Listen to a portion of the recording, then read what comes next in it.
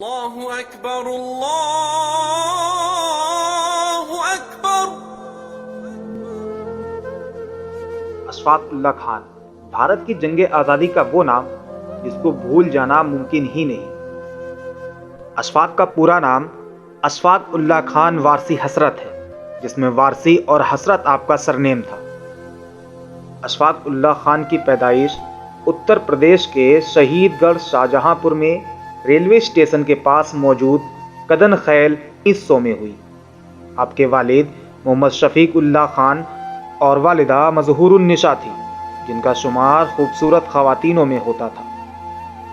अशफाक उल्लाह खान खुद अपनी डायरी में लिखते हैं, उनके आबाओ अजदाद में किसी के पास ग्रेजुएट तक की तालीम नहीं थी, जबकि उनके ननिहाल के लोग हाई क्लास एजुकेटेड थे, जिसमें कई लोग डिप्टी कलेक्टर, सब जुडिशियल मजिस्ट्रेट जैसे ओहदे हासिल किए थे। एक दिन उनके बड़े भाई रियासत उल्लाह ने अशफाक उल्लाह को बिस्मिल के बारे में बताया और कहा बिस्मिल उनके दोस्तों में उन्हें सबसे अजीज हैं और वो बहुत काबिल और आला दर्जे के शायर हैं।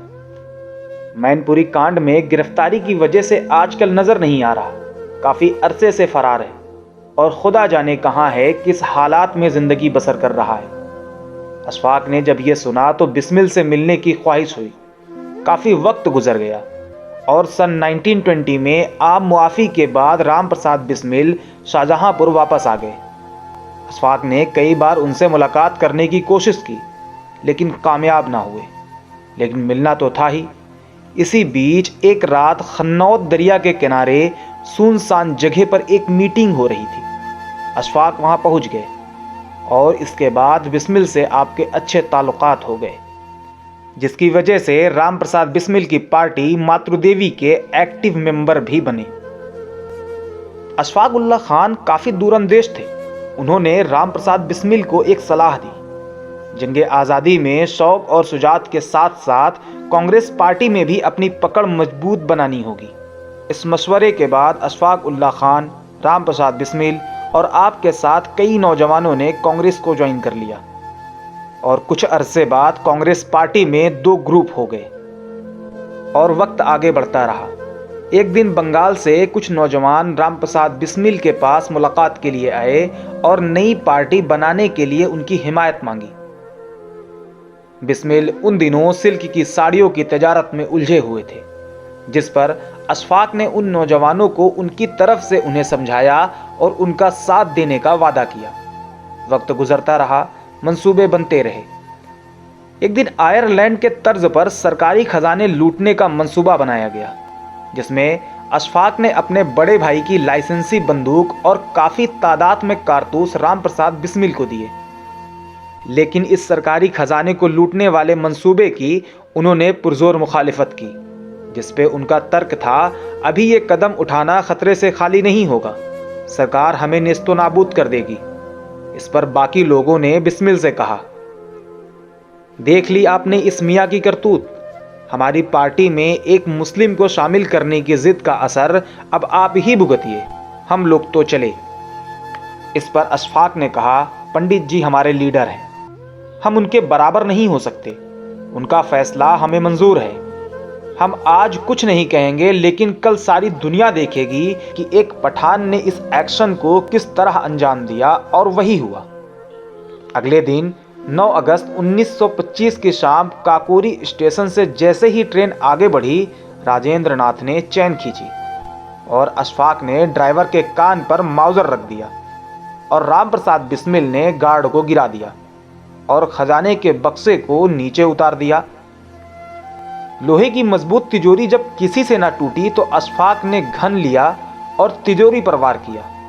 अशफाक के तिजोरी तोड़ते ही सब ने उनकी फौलादी ताकत का नज़ारा देखा।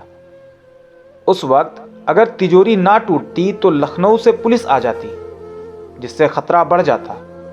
फिर इस काकोरी कांड को इतिहास में कोई दूसरा ही नाम दिया जाता। इस कांड के बाद 26 सितंबर 1925 की रात एक साथ गिरफ्तारियां हुई, जिसमें अशफाक पुलिस को चकमा देकर फरार हो गए और काफ़ी अरसे तक कभी कहीं तो कभी कहीं रहने लगे। जब वो दिल्ली में अपने एक पुराने दोस्त के यहाँ थे तो किसी जासूस की खबर पर दिल्ली खुफिया पुलिस ने उन्हें गिरफ्तार कर लिया। बाद में मालूम हुआ कि पुलिस को खबर उसी दोस्त ने दी थी जिसके यहाँ अशफाक रहते थे। शाहजहांपुर के एक हिंदी शायर अग्निवेश शुक्ल ने लिखा, जिसमें उन्होंने फैजाबाद की जेल में बंद अशफाक उल्लाह खान के दिलो दिमाग में उठ रहे जज्बातों के तूफान को हिंदी लफ्जों का खूबसूरत जमा पहनाया। वो लिखते हैं, जाऊंगा खाली हाथ मगर ये दर्द साथ ही जाएगा, जाने किस दिन हिंदुस्तान आज़ाद वतन कहलाएगा। बिस्मिल हिंदू है कहते हैं, फिर आऊँगा, ले नया जन्म भारत माँ तुझको आज़ाद कराऊँगा। जी करता है मैं भी कह दूँ, पर मज़हब से बंध जाता हूँ। मैं मुसलमान हूँ, पुनर्जन्म की बात नहीं कह पाता हूँ। फांसी वाले दिन यानी 19 दिसंबर 1927 को अशफाक हमेशा की तरह सुबह उठे, नहाया और कुरान की तिलावत की और उसके बाद उसे आंखों से चूमा और खुद जाकर फांसी के तख्ते पर खड़े हो गए और कहा, मेरे हाथ इंसानी खून से नहीं रंगे, खुदा के यहाँ मेरा इंसाफ होगा। ये कहकर अपने आप ही फंदा गले में डाल लिया और फांसी पर लटक गए। अशफाक उल्लाह खान ने अपनी जिंदगी में ही कहा था, जिंदगी वादे फना तुझको मिलेगी हसरत, तेरा जीना तेरे मरने की बदौलत होगा। उन्हें यह भी मालूम था कि उनकी शहादत को भुला दिया जाएगा, जिस पे वो लिखते हैं, जुबाने हाल से अशफाक की तुरबत ये कहती है, मुहिब्बाने वतन ने क्यों हमें दिल से भुलाया है। बहुत अफसोस होता है, बहुत तकलीफ होती है, शहीद अशफाक की तुरबत है और धूपों का साया है। एक जगह बिस्मिल कहते हैं, बहे बहरे फना में जल्द यारब लाश बिस्मिल की, कि भूखी मछलियां हैं जौहरे शमशीर कातिल की। जिस पे अशफाक ने कुछ यूं जवाब दिया कि जिगर मैंने छुपाया लाख अपना दर्द गम लेकिन, जिगर मैंने छुपाया लाख अपना दर्द गम लेकिन, बयां कर दी मेरी सूरत ने सारी कैफियत दिल की। ये वीडियो आपको कैसी लगी कमेंट करके बताएं। वीडियो अच्छी लगी हो तो लाइक करें और अपने दोस्तों के साथ शेयर करें। और अगर अभी तक आपने हमारा चैनल सब्सक्राइब नहीं किया है तो चैनल सब्सक्राइब ज़रूर कर लें, क्योंकि इसी तरह की वीडियो इस चैनल पर रोज़ाना अपडेट की जाती है।